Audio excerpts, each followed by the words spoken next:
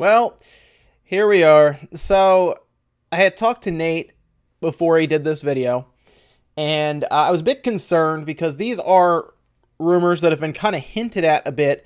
Nate was going to make a video and just point this stuff out. So, this is something that was kind of out there by Imran Khan. Actually had been mildly vocal about this in some of their podcasts and other avenues. He never outright said what was going to happen, but this is a rumor that's been behind the scenes for a while now. Nate checked in with sources and all of that. This is all part of his video that he made here. This is from Twitter, and then I'll also show you guys his video as well. You'll have to go to his channel and watch it, which everyone should, because it is a very big report. It is a rumor that's been going around, and still, obviously, none of the companies or anything have said anything about it, but it's not very surprising based on some of the relationships we've seen between Nintendo and Microsoft, and this is something that is going to shock some people. It is a big deal. It's a big announcement that I'll admit isn't out of the realm of possibility. It's something that is more than likely going to be happening this year. There are several events, of course, where Microsoft and Nintendo are there together.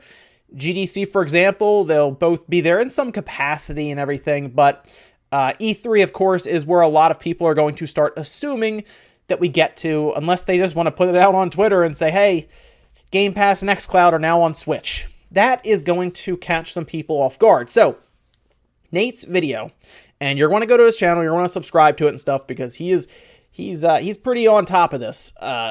Basically outlines that Ori will be coming to the Switch. I'm not sure if it's going to just be, if it's going to be the new one, Will o' the Wisps. I don't know if it's going to be that one, but I'm also fairly confident Ori is coming to the Switch. It makes sense, right? Ori fits there very well. Microsoft has had talks with Nintendo as a third-party developer. Minecraft is on the Switch. Xbox Live is already on the Switch because of Minecraft.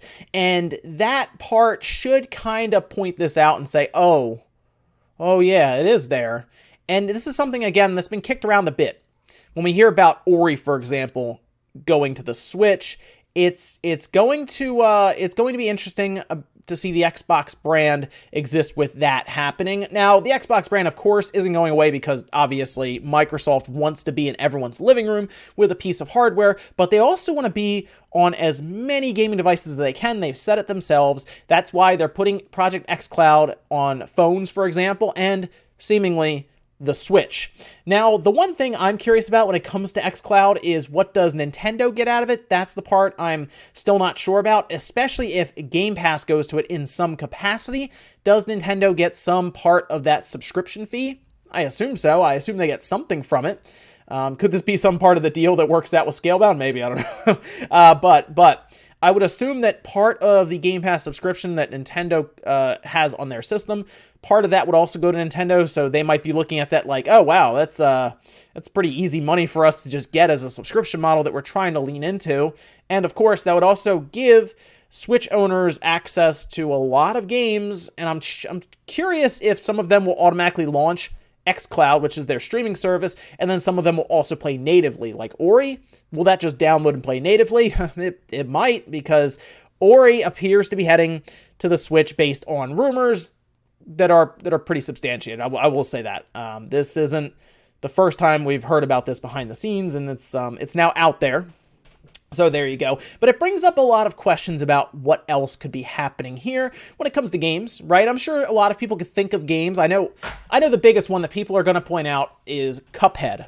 Cuphead is the one that everyone probably would like to see on the Switch. It doesn't need a lot to run. I've run it on a system with no video card at all, and it worked. It wasn't amazing, but it worked. The Switch, obviously being optimized to play it, would be fine. This is Nate's video here, and let me go and put that in the frame there with OBS. This is Nate's video. Microsoft pairing Xbox app and Game Pass for Nintendo Switch. He did only name Ori, so you're going to have to use your imagination a bit thinking about what other game could be showing up. But make sure you go over to Nate's video. He only has 208 likes down here. He should probably have more based on the information he just broke today.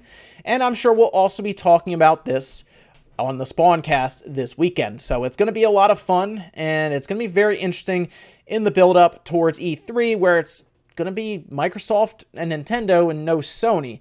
So maybe there really is some serious relationship going on between those two that extends past something just like crossplay and just like an Xbox Live. Interesting stuff here, and it's going to be interesting to see how they will even announce this if everything goes as it's being reported here. So it should be really fun. Guys, if you enjoyed this video, make sure you hit the like button. It does help out. If not, hit the dislike. Make sure you get subscribed. And go check out Nate's video. It's linked down below. It's an interesting watch. And let me know what you guys think down below.